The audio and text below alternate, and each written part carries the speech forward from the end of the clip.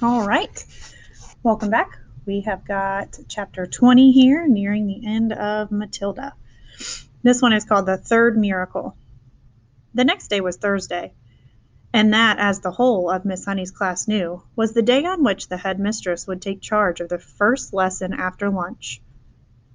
In the morning, Miss Honey said to them, "One or two of you did not particularly enjoy the last occasion when the head mistress took the class. So let's all try to be especially careful and clever today. How are your ears, Eric, after your last encounter with Miss Trunchbull?" "She stretched them," Eric said. "My mother said she's positive they're bigger than they were." "And Rupert?" Miss Honey said. "I'm glad to see that you didn't lose any of your hair after last Thursday." "My head was jolly sore afterwards," Rupert said. "And you, Nigel?" Miss Honey said. "Do please try not to be a smart aleck with the head mistress today. You were really quite cheeky to her last week." "I hate her," Nigel said. "Try not to make it so obvious," Miss Honey said. "It doesn't pay. She's a very strong woman. She has muscles like steel ropes."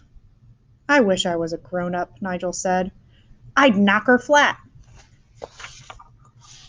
"I doubt you would," Miss Honey said. "No one has ever got the better of her yet." "What will she be testing us on this afternoon?" a small girl asked. "Almost certainly the 3 times tables," Miss Honey said. "That's what you all meant to have learnt this past week. Make sure you know it." Lunch came and went. After lunch the class reassembled. Miss Honey stood at one side of the room. They all sat silent, apprehensive, waiting. And then, like some giant of doom, the enormous Trunchbull strode into the room in her green breeches and cotton smock.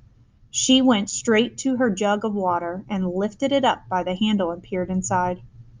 "I am glad to see," she said, "that there are no slimy creatures in my drinking water this time. If there had been, then something exceptionally unpleasant would have happened to every single member of this class. And that means you, Miss Honey." The class remained silent and very tense. They had learnt a bit about this tigress, but by now, and nobody was about to take any chances. "Very well," boomed the Trunchbull. "Let us see how well you know your 3 times tables. Or, to put it another way, let's see how badly Miss Honey has taught you the 3 times tables." The Trunchbull was standing in the front of the class, legs apart, hands on hips, scowling at Miss Honey, who had stood silent to one side.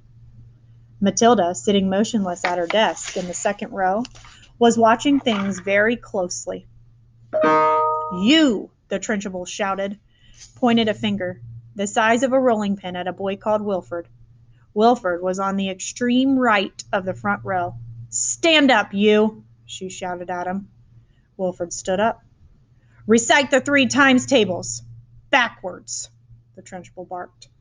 "Backwards?" stammered Wilford. "But I haven't learned them backwards." "There you are!" cried the Trunchbull triumphantly. "She's taught you nothing. Miss Honey, why have you taught them absolutely nothing at all in the last week?" "That is not true, headmistress," Miss Honey said. "They have all learnt their 3 times tables. But I see no point in teaching it to them backwards. There is little point in teaching anything backwards. The whole object of life, headmistress, is to go forward.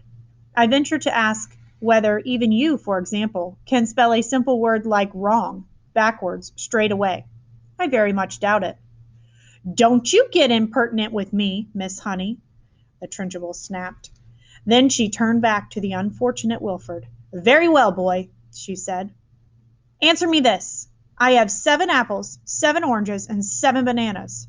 How many pieces of fruit do I have altogether? Hurry up. Get on with it. Give me the answer." "That's adding up," Wilford cried.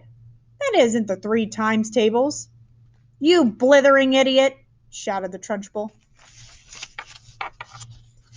"You festering gumboil. You flea-bitten fungus. That is the 3 times tables. You have 3 separate lots of fruit, and each lot has 7 pieces. 3 sevens are 21. Can't you see that, you stagnant cesspool?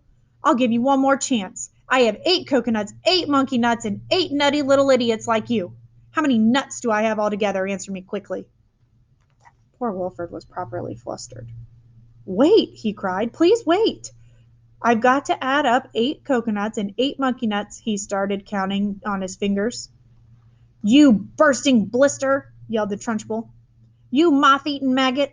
This is not adding up. This is multiplication. The answer is 3/8. Or is it 8 3s?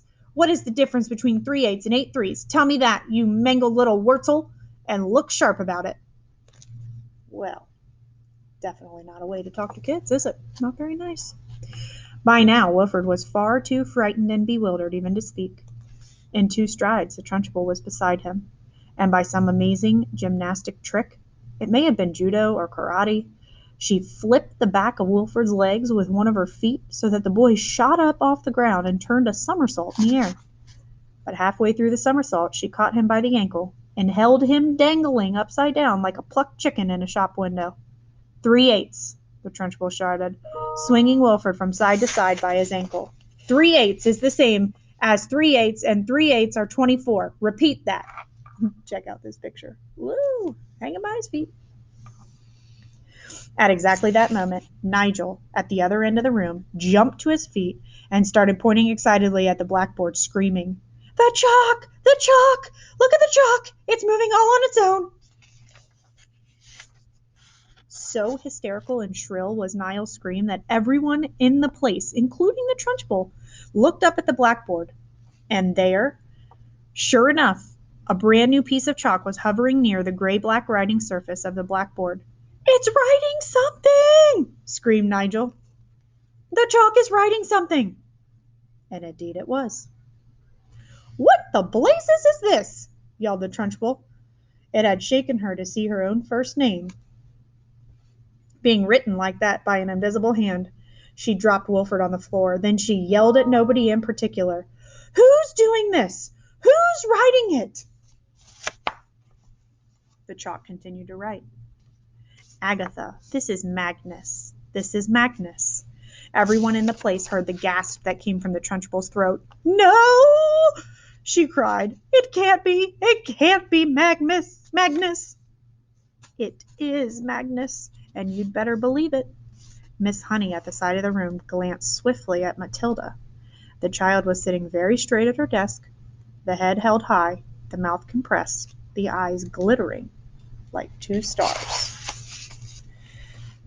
"Agatha, give my Ginny back her house." For some reason, everyone now looked at the Trunchbull. The woman's face had turned white as snow, and her mouth was opening and shutting like halibut out of water and giving out a series of strangled gasps. Look at her face. She is definitely shocked. "Give my Jenny her wages. Give my Jenny the house, then get out of here. If you don't, I will come and get you. I will come and get you like you got me. I am watching you, Agatha." The chalk stopped writing. It hovered for a few moments, then suddenly it dropped to the floor with a tinkle and broke in 2. Wilford, who had managed to resume his seat in the front row, screamed, "Miss Trunchbull has fallen down! Miss Trunchbull is on the floor!" This is the most sensational bit of news of all. The entire class jumped up out of their seats to have a really good look. And there she was, the huge figure of the headmistress, stretched full length on her back across the floor. Out for the count. Look at how big she is compared to all the little kids. Miss Honey's just checking her out. Miss Honey ran forward and knelt beside the giant. "She fainted!" she cried. "She's out cold! Someone go fetch the matron at once!" 3 children ran out of the room. Nigel, always ready for action, leapt up and seized a big jug of water. "My father says cold water is the best way to wake up someone who fainted," he said, and with that he tipped the entire contents of the jug over the Trunchbull's head. No one, not even Miss Honey, protested. As for Matilda, she continued to sit motionless at her desk. She was feeling curiously elated. She felt as though she had touched something that was not quite of this world. The highest point of the heavens, the farthest star, she had the most wonderfully, the power surging up behind her eyes, gushing like a warm fluid in her skull, and her eyes had even become scorching hot, hotter than ever before. and things had come bursting out of her eye sockets, and then the piece of chalk had lifted itself up and it had begun to write. It seems as though she'd hardly done anything. It had all been so simple. The school matron, followed by 5 teachers, 3 women, and 2 men, came rushing into the room. "By golly, somebody's floored her at last," cried one of them, grinning. "Congratulations, Miss Honey." "Who threw the water over her?" asked the matron. "I did," said Nigel proudly. "Good for you," another teacher said. "Shall we get some more?" "Stop that," the matron said. "We must carry her up to the sick room." It took all 5 teachers and the matron to lift the enormous woman and stagger with her out of the room. Miss Honey said to the class, "I think you'd all better go out to the playground and amuse yourselves until the next lesson." Then she turned and walked over to the blackboard and carefully wiped out all the chalk. The children began filing out of the classroom. Matilda started to go with them, but as she passed Miss Honey, she paused, and her twinkling eyes met the teacher's eyes. And Miss Honey ran forward and gave the tiny child a great big hug and a kiss.